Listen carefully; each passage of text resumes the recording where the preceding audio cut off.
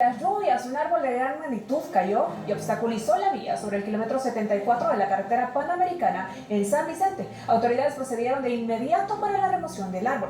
En otra emergencia atendida, cuerpos de bomberos realizó labores de drenaje en una oficina debido a la acumulación de agua. El hecho sucedió en la primera calle Poniente en San Salvador Centro. Y como precaución, 5 familias fueron evacuadas del barrio La Vega y Colonia Madrina en el distrito de Colón, La Libertad Oeste, debido al riesgo que representaba la zona por las intensas lluvias.